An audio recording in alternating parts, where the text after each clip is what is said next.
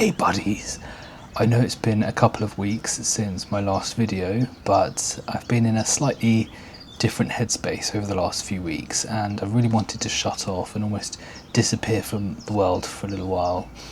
I've been spending a lot of time reading, getting out into the countryside, catching up with some much needed life admin, and focusing on my work outside of social media.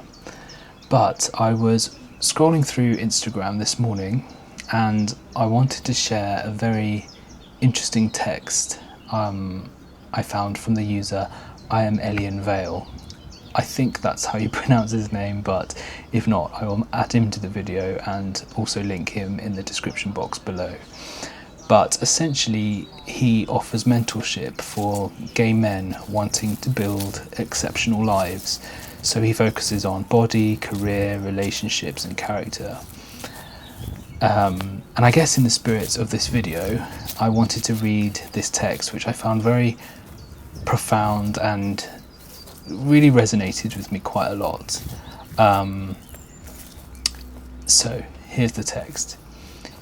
It didn't start because you wanted attention. It started because someone you couldn't stop thinking about stopped choosing you. He read the message, didn't answer, started posting again. His life kept moving, yours didn't. So you made yourself harder to ignore. You trained, started therapy, bought clothes that actually fit, learned how to take better photos. Slowly the attention started matching the effort. Now your phone doesn't stop. Grindr, Instagram, taps, fire emojis, pictures. Men you would have been nervous to message a year ago are suddenly messaging you. For a while it feels like you've finally become the man you were trying to be. Then something changes.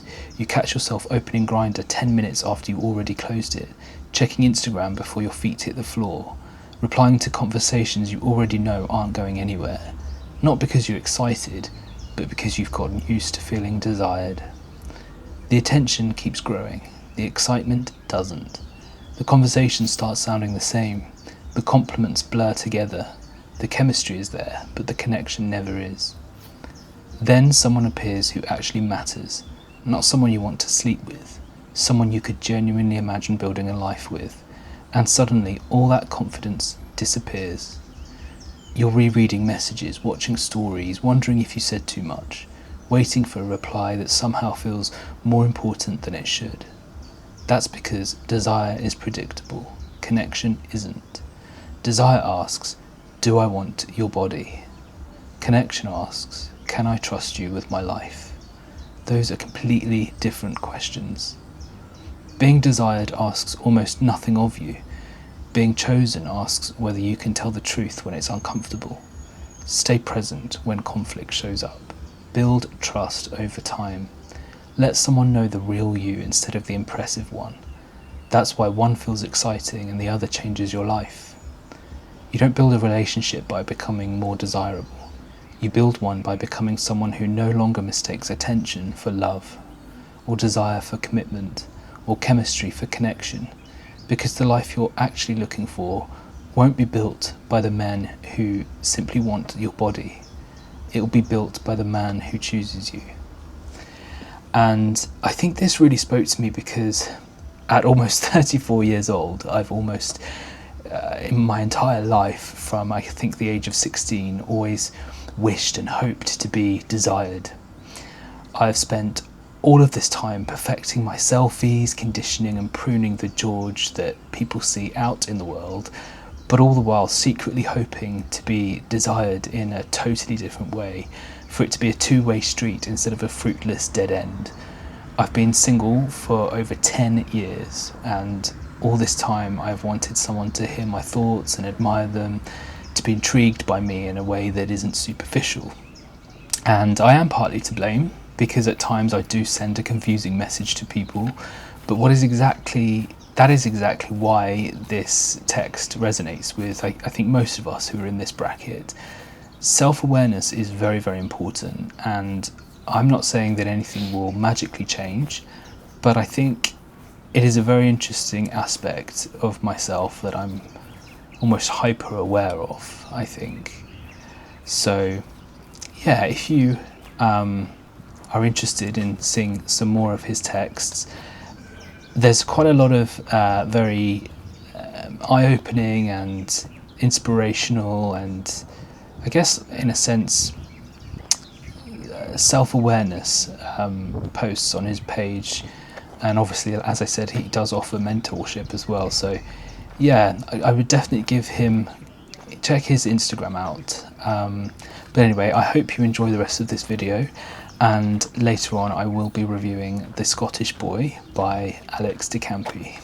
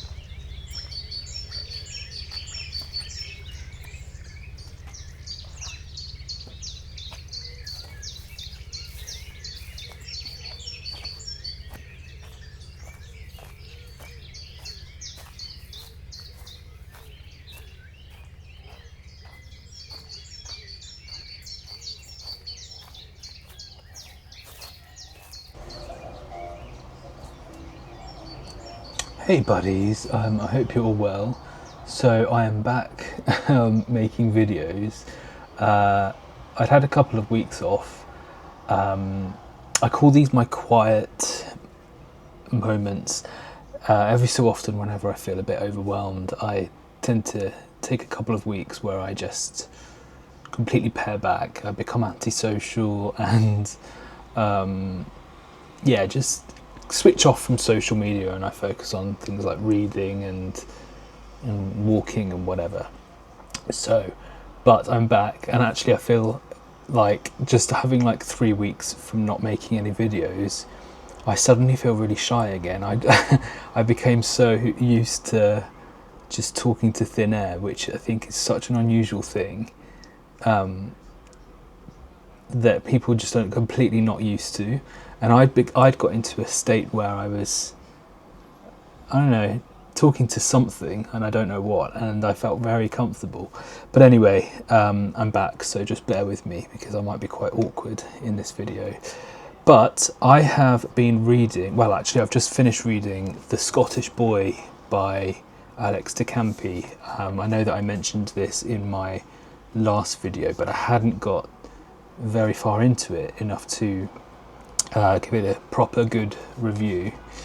However, I finished it and I was hooked. It had done everything that I wanted it to do. It had taken a firm hold of my heart, a firm hold of my soul, and yeah, it just gave me all of the feelings that I was craving to feel. So essentially, the backstory of the premise of the story is, it centres around a young squire set in the 1100s, he quickly becomes a knight, which is something that he's been dreaming of since childhood. But I think he soon realises quite quickly that it's not everything that he expected, and the world of politics and chivalry and war and honour is actually much darker than originally thought. And he he comes to this realization after helping to kidnap and imprison a wild, mysterious young Scottish man. And as the story unfolds, he begins to recognize the parallels between love and war, and the sacrifices that we're sometimes willing to make in order to protect the ones that we love, while still remaining, I think, true to our own honour. And I've read many books in this genre before, but like I've said in my last video, one thing I noticed was those stories, they always tend to revolve around some form of suffering, pain, heartbreak, loss, abuse, particularly I think in the LGBT world, which I think those books are beautiful. I love descriptive, almost poetic stories about pain and suffering and very human emotions. I do love it, don't get me wrong, but yeah, as a young gay person, I think, when I was about 16, reading stories like that, it made me crave a very powerful love, but it was also sending me messages that I didn't deserve that love, and that it's impossible, and these are things that only happen to normal straight people. So I think this book, although, don't get me wrong, I cried a lot, but this is very human, and it has all of those aspects, but it's also very, very hopeful, and I think that is very important for maybe a younger reader who perhaps reads these books and wants to identify with the characters and sees themselves reflected in it. However, I will say that this is not for anyone under the age of 18, 100%. It is very, very smutty, and it's very filthy, but it's written in a way that those things don't make up the whole book. They don't make up the whole story. They're just portions of a connection between two people. Yes, it is pretty much on almost every single page, but you can still see the backbone of the story, the core of the story underneath it all, or at least I can. And I will say that The Scottish Boy gives me the same feeling that I felt when I read The Song of Achilles, in a slightly different way. It's very heart-wrenching, as I said, but it is still very hopeful. There were times where I thought, I don't know how this is going to end. So many things change so quickly. But yeah, I'm glad that I actually found a book that I would say could match or be on par with the Song of Achilles, because that's very difficult to do. But the thing with the Song of Achilles is that most of us know how the Iliad ends, so you kind of, well, I didn't at the time, but you kind of expect a certain ending, but it's just how it's written. I think that's the main thing. And again, with this, it's not necessarily the ending that is the important thing. For me, it's much more about hope and strength, and about two very different people being drawn together, about opposites colliding, and about that strange, almost magical moment when the rest of the world seems to disappear when two people connect. And ultimately, I think it's a story about friendship, loyalty, and honour, and about what we're willing to sacrifice. A very similar but much more modern read, I think, would be the Heated Rivalry series. Again, I've said that I started reading that series. I'm now on this second, almost at the end of the second book, which follows Ilya Rodionov and I've forgotten the other guy's name, but anyway, it centres around their relationship. And I feel like it's written in a very similar way, but I'm going to do a different review on that because I know that each one of those books is slightly different, so I want to give like a proper review. And they are very similar, but different in a much more specific way, which I will go into. But if this book interested you, please go and buy it. I am well, I wouldn't say I'm fairly new to this subgenre, but I don't often read books like this, and now I'm hooked. My Kindle is now full. So yeah, I'll link it in the description box below. But yeah, it's very, very, I don't know, just disappear when you read it. But also, please take a look at my previous video, because I did mention some other books that I'm either currently reading or due to be reading. There's actually now an even bigger pile. So, but yeah, that's the end of that. I hope you enjoyed this video. My camera is now on 2%, so I'm getting quite anxious. But yeah, please, if you're new here, check out my other videos. Give me a like. Subscribe and leave me a little comment as well, because it really does help boost my videos.